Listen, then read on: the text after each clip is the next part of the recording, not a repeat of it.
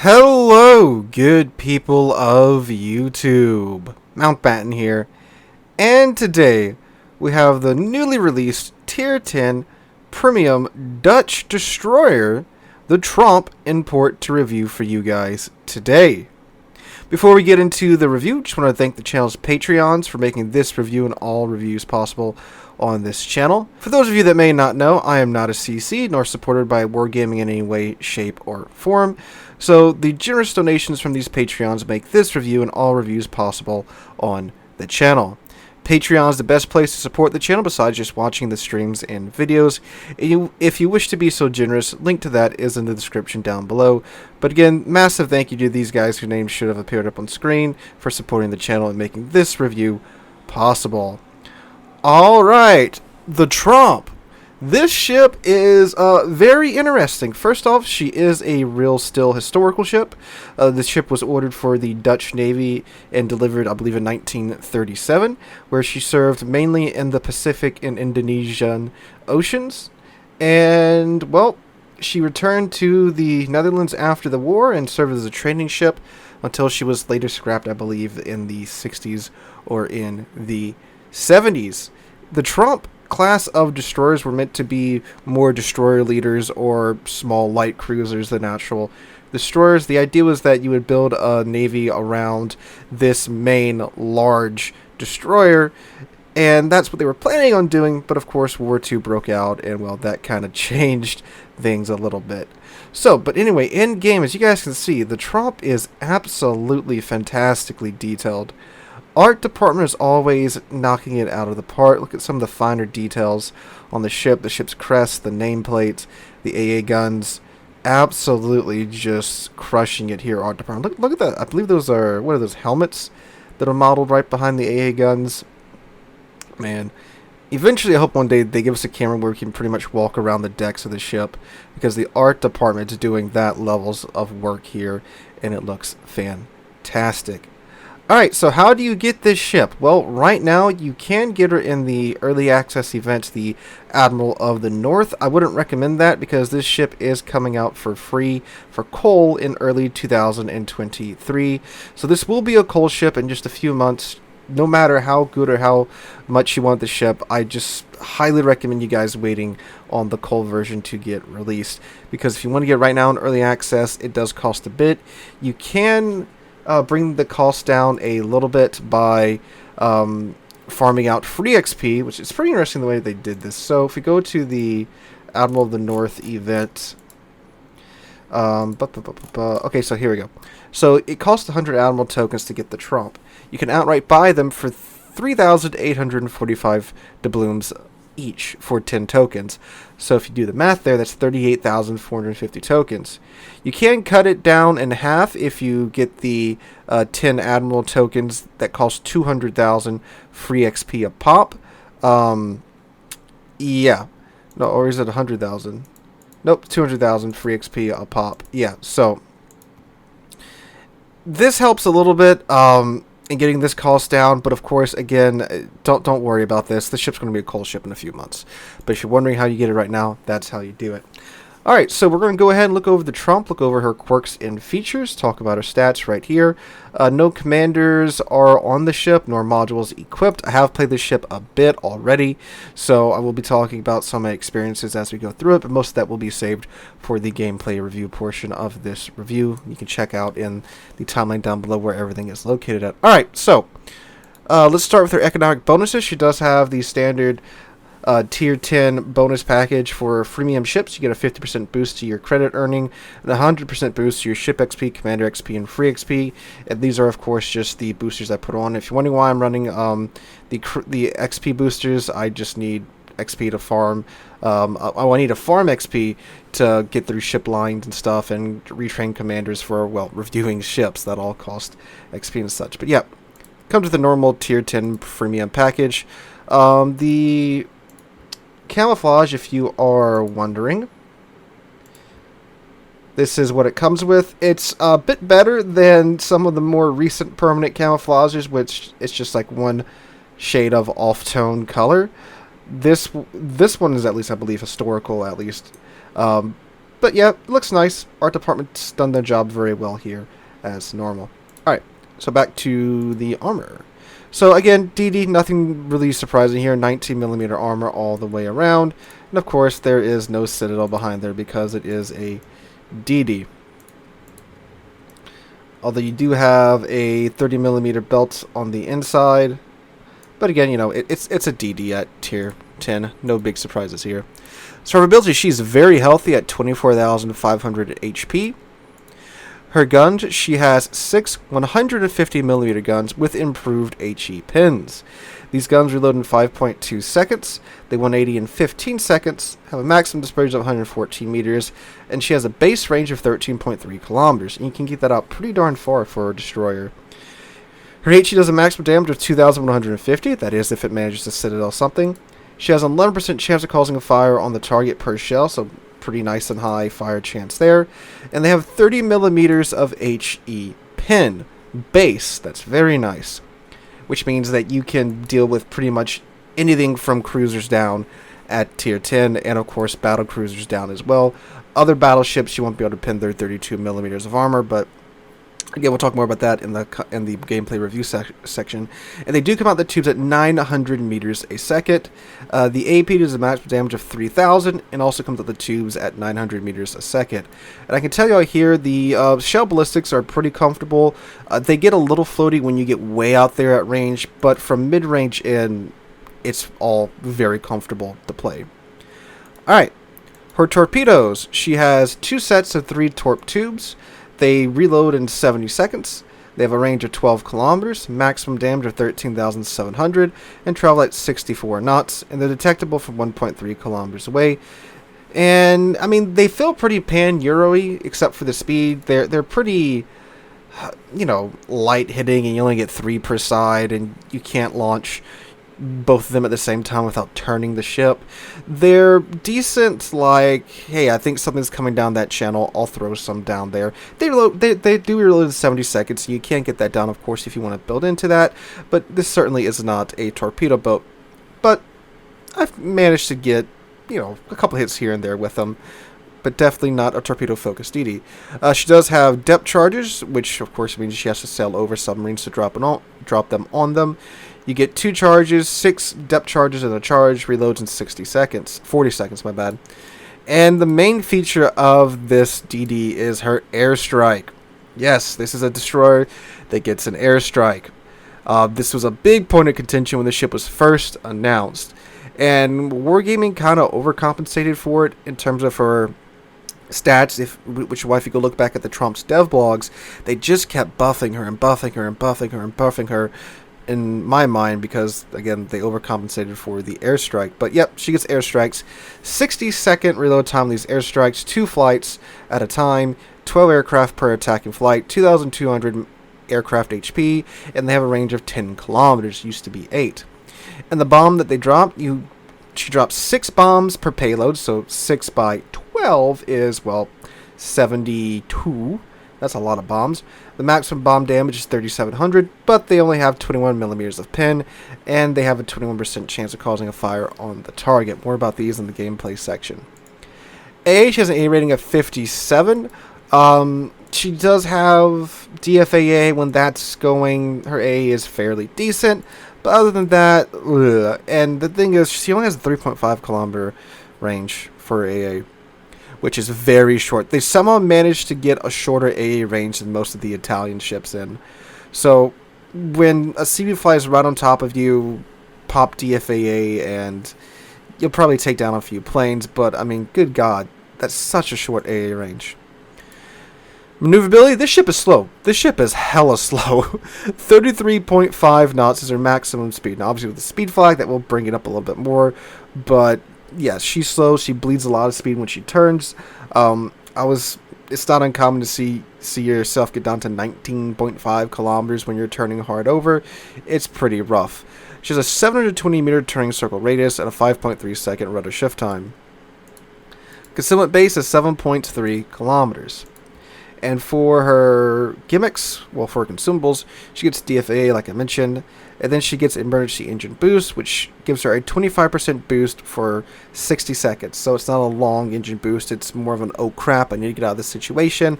And you're going to be using this quite a lot with the Tromp because of how slow she is. And of course, damage con. Alright, I'm going to go ahead and slap my commander module build back on the Tromp, and I'll see you guys right back here in a second. Alrighty, for the module build, I went with main armaments mod 1, because we only have 3 guns on this thing, and we want to keep those guns in the fight.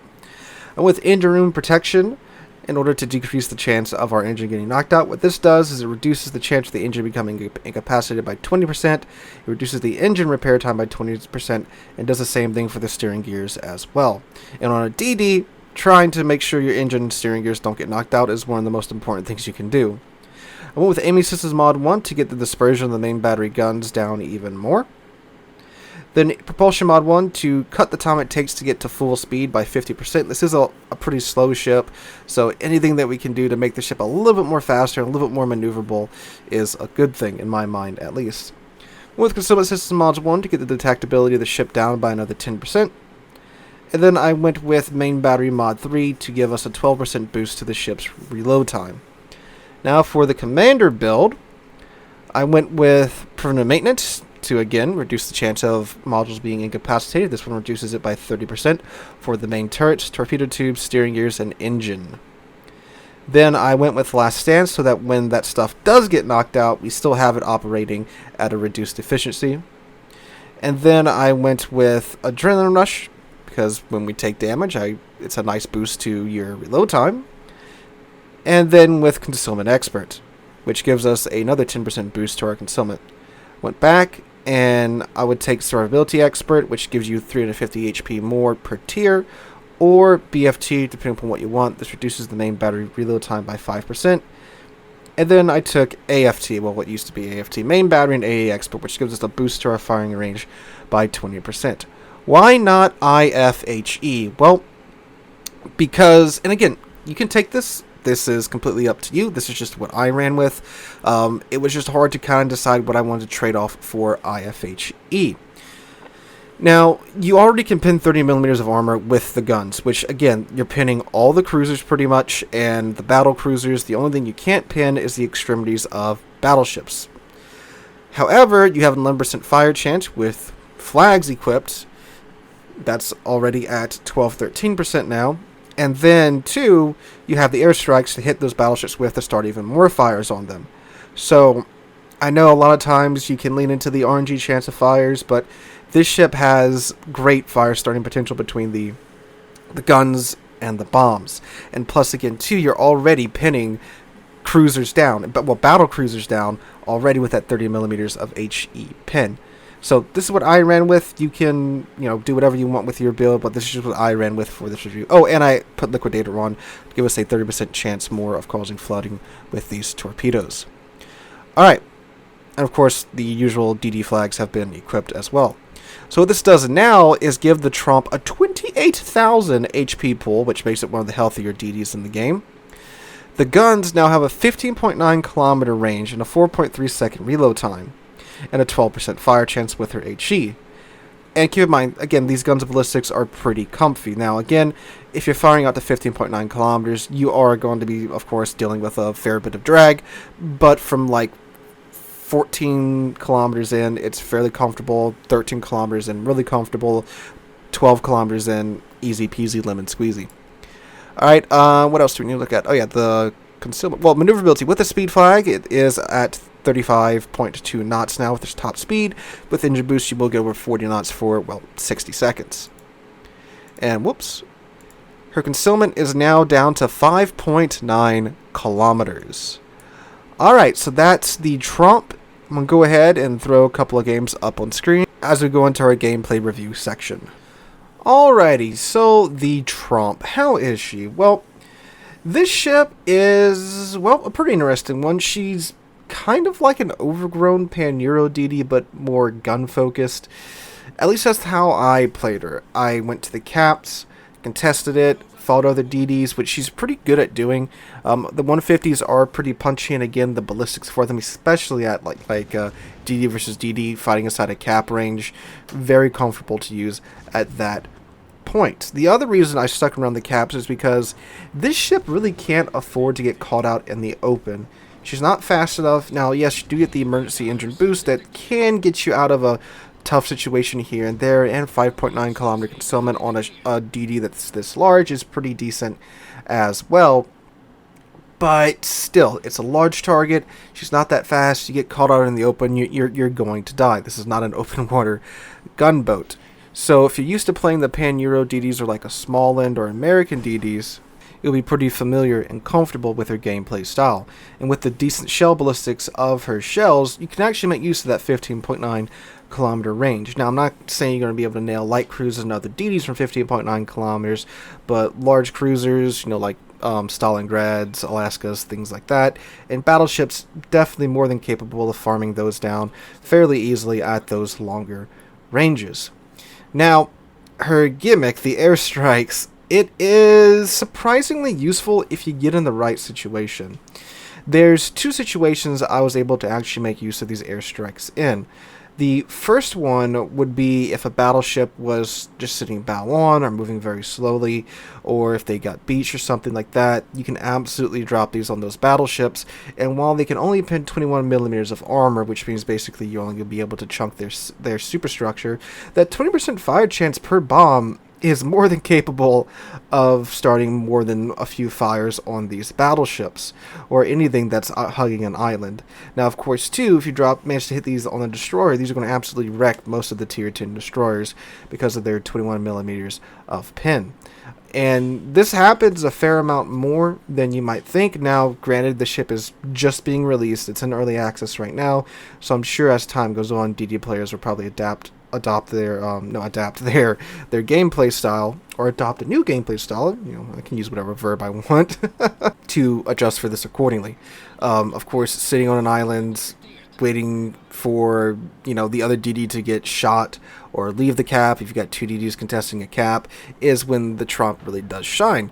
If you're a decent DD player, you probably know where most of the hidey spots are on most of the caps, where DDs like to just hug that island and sit there. So sure, it's sit there, you can contest a cap, but I'm about to drop 72 bombs in your head, or you can move and get out of the cap so I can cap it.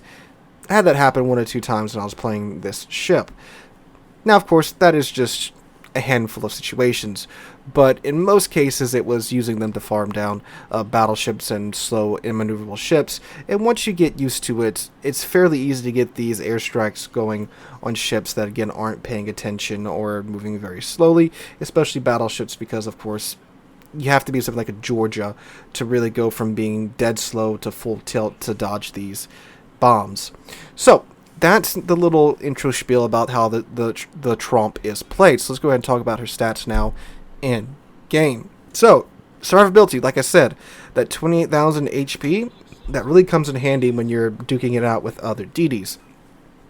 If you are catching pretty much any DD that isn't like a Harugamo, a Kitakaze, or a Marceau off guard, or a Forrest Sherman off guard, something that's not just an absolute DPM monster, you're probably going to win that fight if it's a one-on-one fight, which again is why I say stick near the caps.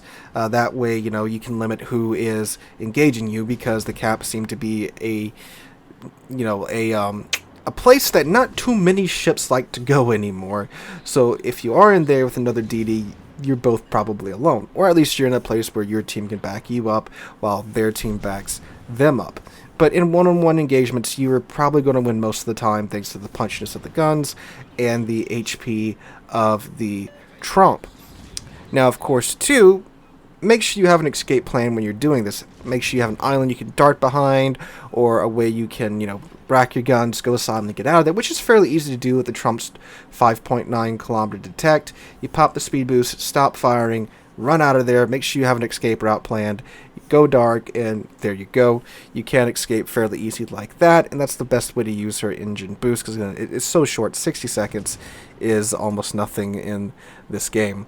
So, her artillery, her guns, like I said, they feel fairly nice with the build that I have on them, that 4.3 second reload time. Yes, it is on the longer side for a tier 10 DD. Yes, it does only have 6 guns, but again, these are 150mm guns that are doing 2,150 maximum damage. And again, against other DDs and such, they are more than capable of punching them fairly good. And since they are 150mm guns, the AP is also pretty decent at dealing with light cruisers and the parts of battleships, the extremities. If you know how to aim and know what parts to aim for, you can easily chunk those parts too fairly well. But again, I would only do that from like closer-ish range. From longest range, I'd probably stick with the HE because of that fire starting chance on those battleships. But again, something sitting broadside to you, you can hit their bow, their stern, their upper armor belt if you can pin that. Yeah, go for it. And the AP is actually pretty nice on this destroyer as well. The guns are a little bit sluggish at times to turn. They do have, again, with the build that I have on them right now, a 17-second 180 time.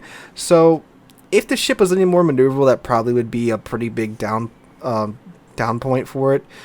But with how sluggish the ship is, that's actually quite about right for the Tromp. So again, with that 30mm of armor pin without IFHE, again, from battle cruisers down, you can pin them, and it pins them pretty darn good. So you run across most heavy cruisers, all the light cruisers, all the destroyers, and again, the British and German battle cruisers, you're good. Again, keep that in mind. That's like 75% of the ships you can come across at tier 10 you can pin with no problem. But then of course you do have, when the battleships show up, you gotta hit their superstructure with your HE to get any pin. And again, with the ballistics and accuracy of these guns, that's not a hard thing to do. And again, you have the airstrike ready to go for that as well. So I wasn't having too much problems with that. Sure, you could take IFHE if you want to and get over 32, but now you're down to a 6% fire chance on guns with a 4.3 second reload time. Again, that's player preference, but myself, I was not having issues with the current setup on the guns. Torpedoes, again, not a torpedo boat, doesn't have the best torpedoes in the world. They're nice, just throw them down a channel. You'll get a hit here and there. You'd be surprised how much that happens. Again, 13,700 maximum damage. And they're both on opposite sides of the ship, and you can't utilize both at once. So definitely not a torpedo boat, but they still are there if you do need to torpedo something. Depth charges, I mean, again, like other DDs, you do have to leave your position, go chase down the submarine, which again, this isn't a fast ship. You stretch the imagination, so yeah, they're there. I used them once or twice. Didn't sink any submarines with them. I managed to shoot a couple of submarines, but yeah, about normal depth charge wise. The airstrike, pretty useful. If you are, again, in a cap with another DD and they're hugging an island, you know where they're at, they're spotted, they got radared, or you just know that's the DD hiding spot, drop them on their head, they're forced to move and leave their cover, or eat that absolutely devastating damage to a DD, and then you can use your guns and your health advantage to murder them at that point. Or again, if you have large ships that are hugging an island, or bow on, not moving, or slowly moving, very easy to get them on target and start setting plenty of fires. Again, with that 21mm pin, not going to be doing a lot of damage to them pin-wise beside their superstructure. With that 20% fire starting chance on each bomb for 72 bombs, yeah, that's where your damage is going to be coming in at. So a good practice to do is if they're in your main battery gun range, which they have to be if they're in your airstrike range because it's only 10 kilometers, set a fire on them with that, with your excellent fire starting chance on your main battery guns. Let them damage con it, then drop 72 bombs on their head. You'll probably get 2 or 3 fires out of that airstrike if you manage to hit most of the bombs on target. And now you got a nice roasty toasty battleship there that you're getting damage off of. So that's what I was doing. It worked very well, as you can see on screen in the background. AA, again, 3.5 kilometer AA range. Just why? That's so odd. You gave someone less AA range than the Italians. Let me check the Regulo here. Does it have 3.5 kilometers too? Yeah. Regulo, tier 10 Italian DD, 3.7 kilometers, Tromp 3.5. Yeah. I mean, again, when DFA is going and they're like right on top of you, sure, it's decent. But yeah, other than that, good luck hitting anything. Because simply put, nothing's going to be in your AA range long enough for it to do anything. Maneuverability, like I said, the ship is slow. 3.5 3.5, 35.2 knots with the speed flag. Again, you do have the emergency engine boost that will get you up to over 40 knots for a few seconds, but that's it. 720-meter turning circle. Do keep in mind this is under 300 meters away from most Soviet battleship turning circle radiuses. And that 5.3-second rudder shift time. So I find the best practice is, again, that's why I went with the propulsion module.